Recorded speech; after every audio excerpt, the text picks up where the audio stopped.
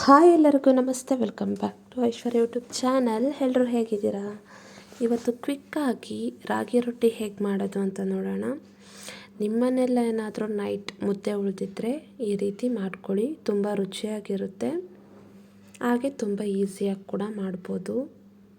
ಫಸ್ಟಲ್ಲಿ ನಾನು ಒಂದು ಬೌಲ್ ತೊಗೊಂಡಿದ್ದೀನಿ, ಅದಕ್ಕೆ ಉಳಿದಿರೋವಂಥ ಮುದ್ದೆನ ಹಾಕ್ಕೊಂಡು ಸ್ವಲ್ಪ ಸ್ಮ್ಯಾಶ್ ಮಾಡ್ಕೊತಾ ಇದ್ದೀನಿ.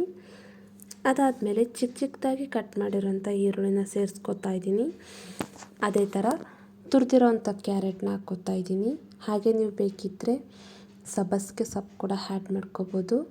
ಇಲ್ಲಿ ಚಿಕ್ಕದಾಗಿ ಕಟ್ ಮಾಡಿರೋ ಹಸಿಮೆಣಸಿನ್ಕಾಯಿ, ಹಾಗೆ ಕೊತ್ತಂಬರಿ, ಹಾಗೆ ಸ್ವಲ್ಪ ಕರಿಬೇವನ್ನ ಹಾಕ್ಕೊಂಡು ರುಚಿಗೆ ತಕ್ಕಷ್ಟು ಉಪ್ಪನ್ನ ಹಾಕ್ಕೊತಾ ಇದ್ದೀನಿ.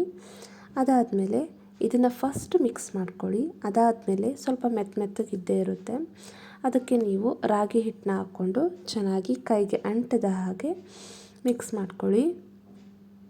ಅದಾದಮೇಲೆ ನಾನಿಲ್ಲಿ ಒಂದು ತವನ ತೊಗೊಂಡು ಅದಕ್ಕೆ ಸ್ವಲ್ಪ ಆಯಿಲ್ನ ಹಾಕ್ಬಿಟ್ಟು ಅದರಲ್ಲೇ ತಟ್ಟುತ್ತಾ ಇದ್ದೀನಿ.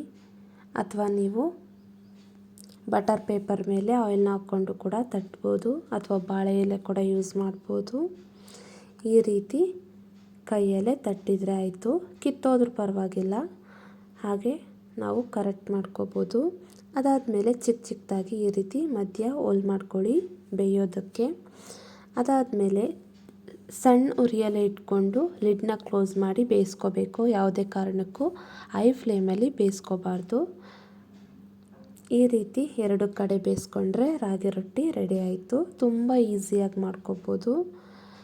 ಅಥವಾ ನೀವು ಈ ರೀತಿ ಕೂಡ ಮಾಡ್ಕೋಬೋದು, ಹಿಟ್ಟನ್ನ ಹಾಕ್ಬಿಟ್ಟು ಲಟ್ಟಿಸ್ಕೋಬೋದು. ಈ ರೀತಿ ಮಾಡಿದ್ರೂ ಕೂಡ ಬರುತ್ತೆ. ಸ್ವಲ್ಪ ಮೇಲೆ ನೀರನ್ನ ಚಿಮ್ಸ್ಕೊಂಡು ಅಥವಾ ಎಣ್ಣೆ ತುಪ್ಪ ಏನು ಬೇಕಾದರೂ ಹಾಕ್ಕೊಂಡು ನೀವು ಬೇಯಿಸ್ಕೋಬೋದು. ನೀವು ಟ್ರೈ ಮಾಡಿ, ಹೇಗಿತ್ತು ಅಂತ ಕಮೆಂಟ್ ಮಾಡಿ, ಲೈಕ್ ಮಾಡಿ, ಸಬ್ಸ್ಕ್ರೈಬ್ ಮಾಡಿ. Thank you for watching.